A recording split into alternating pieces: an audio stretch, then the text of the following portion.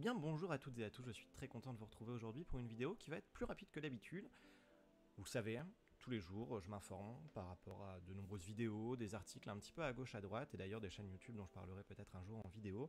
Et puis en l'occurrence, mon objectif c'est tout simplement savoir un petit peu ce qui se passe dans l'écosystème des crypto-monnaies, également ce qui se passe un petit peu au niveau économique dans le monde et également sur les marchés financiers, de telle manière tout simplement à savoir un petit peu comment le marché des cryptos va être drivé dans le jour ou bien les jours qui viennent. Et puis, justement, dans les commentaires d'une vidéo que je regardais hier, on est venu à discuter avec quelqu'un qui posait la question, bah tiens, concrètement, entre le prix actuel des crypto-monnaies et leur ATH, donc leur all-time high, c'est-à-dire leur prix, leur valeur la plus haute, et bien concrètement, par combien une crypto-monnaie en moyenne est multipliée. Alors du coup, on est venu en discuter un petit peu, je disais que en général, suivant les crypto-monnaies, on était entre du x3 et du x7, et puis l'objectif c'était de voir un petit peu vraiment ce qu'il en était. Alors pour ce faire, c'est justement ce dont on va parler dans cette vidéo. Je suis tout simplement allé chercher sur CoinMarketCap les 100 premières crypto-monnaies. Alors quand je dis 100, en fait en réalité, j'ai fait une petite modification. Pourquoi? Parce que j'ai tout simplement décidé de retirer les stablecoins. Bah oui, vous le savez, une stablecoin, son prix c'est toujours 1 euro ou 1 dollar, là en l'occurrence ici en dollars, et donc par conséquent ce n'est pas pertinent de les prendre en compte. Donc j'ai dégagé l'UST, l'USDC, le BUSD, etc. Et on se retrouve avec 100 crypto-monnaies du top 100. Alors CoinMarketCap, je vous en ai déjà parlé un certain nombre de fois, hein, vous connaissez à quoi ça, enfin ce site. Sur CoinMarketCap, on a du coup l'ensemble des crypto-monnaies avec plusieurs milliers, on peut même en choper 5000 si on utilise leur API. On a un certain nombre d'informations, notamment l'évolution sur 1 heure, sur 24 heures, etc. Je peux prendre par exemple le cas du Conflux, qui est en 80e position et qui, sur les derniers jours, a eu un pump absolument incroyable, notamment parce qu'il y a eu une news liée à cette crypto-monnaie qui va être utilisée par les réseaux de télécommunications asiatiques, enfin bref. Et donc on a un certain nombre d'informations. Alors la market cap, c'est quoi? C'est tout simplement le nombre de tokens qui sont actuellement en circulation multiplié par le prix du token, ce qui nous fait une market cap de près de 621 millions de dollars. La fully diluted market cap est un petit peu différente. On voit qu'ici, elle est presque 2,5 fois plus importante. Pourquoi? Parce qu'en fait, pour pouvoir obtenir la fully diluted market cap, il faut non pas prendre en compte les tokens qui sont actuellement déjà émis, mais prendre la totalité des tokens possibles. Dans le cas du Conflux, on a un nombre de tokens maximum existants, allez, on va dire 5 milliards de tokens, c'est la total supply, et on voit qu'actuellement la circulating supply, ce qui a fortiori serait donc le nombre de tokens qui ont déjà été émis, qui est d'un petit peu plus de 2 milliards de tokens. Bon, par conséquent, on observe que du coup, il y a un rapport de 2,5, et ce rapport de 2,5 est justement le rapport qu'il y a entre la market cap et la fluidity de market cap. Donc ces deux données-là, market MC et la fluidity de market cap, on les prendra et on en parlera tout à l'heure. On a aussi le volume sur 24 heures, bref, on a un certain nombre de choses, et moi la dernière chose que j'aimerais vous présenter ici sur CoinMarketCap, c'est ici la valeur de l'ATH. L'ATH, c'est quoi? C'est le all-time high, c'est la valeur la plus importante que le token ait pu prendre. Et donc, par conséquent, le 27 mars 2021, c'est-à-dire il y a 2 ans, le token a atteint un prix de 1,70$. Alors, ce que j'ai fait, c'est que de manière automatique, je suis allé chercher du coup les 100 premières cryptos en retirant les stablecoin, leur prix actuel, la market cap, la fluidity de market cap, et puis également leur ATH. Et puis, pour obtenir notre ratio, c'est très simple. On va prendre la valeur de l'ATH, donc pour le Bitcoin presque 69 000 dollars, divisé par le prix actuel, c'est-à-dire l'équivalent de 24 000 dollars, et ça nous fait notre ratio qui est celui-ci. Alors on voit qu'on a différentes nuances de vert. Pourquoi? Parce que tout simplement, j'ai décidé de faire de la même manière suivante. On voit qu'il y a certains tokens qui sont au maximum entre leur prix actuel et leur ATH multiplié par 1,1. C'est le cas notamment du token OKB.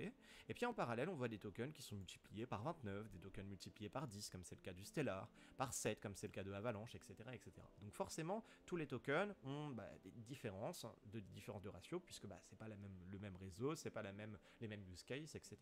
Donc concrètement, ce qu'il en est, c'est qu'on en discutait et la question était, en moyenne, par combien est multipliée une crypto-monnaie entre son prix actuel et leur ATH, enfin et son ATH. Par conséquent, j'ai tout simplement décidé de calculer la moyenne de la colonne qui est H. C'est ce qu'on appelle la moyenne non pondérée. Vous voyez, c'est exactement le calcul que j'ai réalisé. Et là, on observe que notre coefficient est de 6554. C'est pas possible. C'est pas possible parce que si on regarde toutes nos valeurs, ce qu'on observe, c'est que nos valeurs, c'est des valeurs qui sont quoi? Allez, on va dire qui tournent entre 10 et 60 ici dans le cas du Luna. Bon. Oui, mais il y a une petite chose.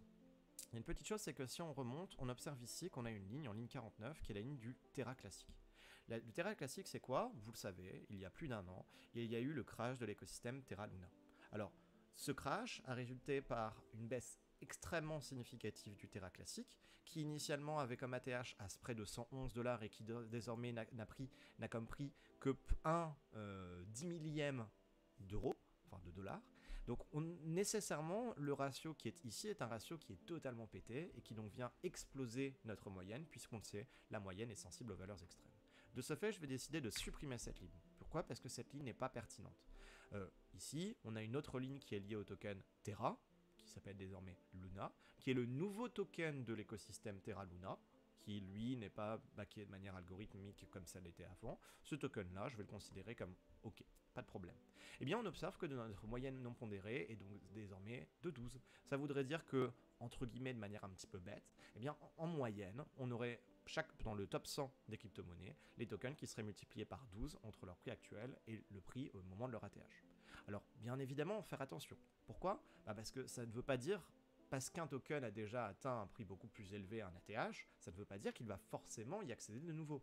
Peut-être même que lors du prochain ATH du Bitcoin, qui se situera dans approximativement 2 ans, peut-être même que le token n'existera plus. Cette donnée est forcément à prendre avec des pincettes.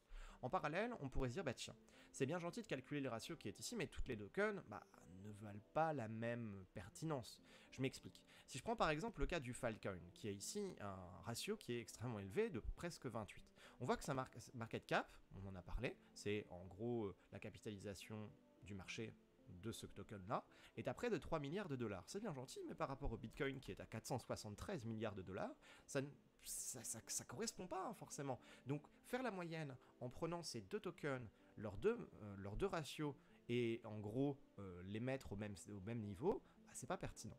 Par conséquent, ce qu'on peut décider de faire désormais, c'est faire une moyenne, mais une moyenne un petit peu différente, une moyenne pondérée. Alors c'est ce que j'ai décidé de faire. D'abord, calculer la moyenne pondérée en prenant la market cap. Pour ce faire, c'est très simple. On va prendre notre ratio pour le Bitcoin, donc 2,8 fois 473 milliards, plus 2,88 fois 207 milliards pour l'Ethereum, plus etc., etc. On fait ça pour tous les tokens. Et ensuite, le résultat qu'on obtient, on va le diviser par la somme de toutes les market cap, donc de tous nos coefficients. Par conséquent, on obtient ici une moyenne pondérée avec la market cap qui est de 4,39, enfin de 4,339 plutôt, donc approximativement 4,3. Et puis on pourrait se dire, tiens, prendre la market cap c'est une bonne chose, mais pourquoi ne pas prendre plutôt la fluidité de market cap? C'est-à-dire concrètement, la market cap, si on prenait en compte l'émission de tous les tokens qui existeront pour chacune de ces crypto-monnaies. Alors on voit que pour le Bitcoin, il n'y a quasiment pas d'évolution, quelques dizaines de milliards. Pourquoi? Parce que le Bitcoin actuellement, il y a plus de 19,5 millions de tokens qui ont été émis, et au total, il n'y en aura au maximum que 21 millions. Par conséquent, c'est normal qu'on soit assez proche entre la market cap et la fluidité de market cap. Mais si je prends le cas par exemple ici d'Avalanche, on voit que c'est presque un ratio de x2, x2,5. Hein. C'est normal. Pourquoi? Parce que le token Avalanche n'a été émis que par moitié. Donc forcément, la fluidité de market cap vient être multipliée par un peu plus que 2. Bon, et si on calcule maintenant la moyenne pondérée en prenant non pas la market cap mais la fluidité de market cap, on obtient une moyenne pondérée de 4,92. Je vous laisse regarder la formule ici, on est bien avec la colonne H et la colonne F. Par conséquent, que peut-on en conclure? On peut en conclure que, évidemment, tous les tokens ne sont pas égaux. Certains tokens, comme c'est le cas du token OKB de la plateforme OKX, concrètement, entre son prix actuel et son ATH, on a un rapport qui est maximum de 1,1. Super. En parallèle, on a des tokens comme c'est le cas notamment pour le Bitcoin Cash, qui a un coefficient de quasiment 30, pour le Flow qui a un coefficient de 32, et puis on pourrait descendre en prenant le Zcash avec un coefficient de 117, qui du coup ont un coefficient, un ratio qui est beaucoup plus important. Autrement dit, si on achetait là maintenant tout de suite ce token, et que par conséquent le token obtenait de nouveau dans le futur un ATH, et bien du coup le ratio gain serait beaucoup plus important. Alors évidemment, ce n'est pas un conseil en investissement, mais ce qu'on peut dire, et c'est là-dessus justement que je souhaiterais conclure, c'est que en moyenne, on pourrait dire qu'un token, en tout cas dans le top 100 des crypto-monnaies, eh bien, aurait un coefficient, un ratio d'approximativement, on va dire 4,5. Autrement dit, ça peut vous donner une bonne idée du coefficient que vous pourriez essayer de chercher si vous décidez d'investir, mais bien évidemment, il ne faut pas prendre que ça en compte. Investir uniquement sur du Bitcoin Cash n'est pas une bonne idée. Pourquoi? Parce que forcément, si on ne vient investir que sur une seule ligne et que cette ligne disparaît, n'existe pas dans 2 ans, se pète la gueule, ou bien tout simplement n'atteint pas son prochain ATH, et voire même diminue, et bien derrière, on se retrouve avec un investissement qui finalement en fait, n'est pas en plus-value, mais au contraire sera potentiellement moins-value. D'où le fait qu'il est important, si vous décidez d'investir, premièrement, d'investir sur plusieurs lignes, de sélectionner un certain nombre de crypto-monnaies, et je vous conseillerais évidemment d'avoir du Bitcoin, parce que forcément le Bitcoin, c'est le king là-dedans, et puis on peut presque avec certitude affirmer que dans les 10, 20, 30 prochaines années, le Bitcoin existera encore, alors que tous les autres tokens, rien n'est moins sûr. Et puis en parallèle, faire attention évidemment à l'investissement qu'on va décider de réaliser, puisqu'on ne peut pas prédire le futur.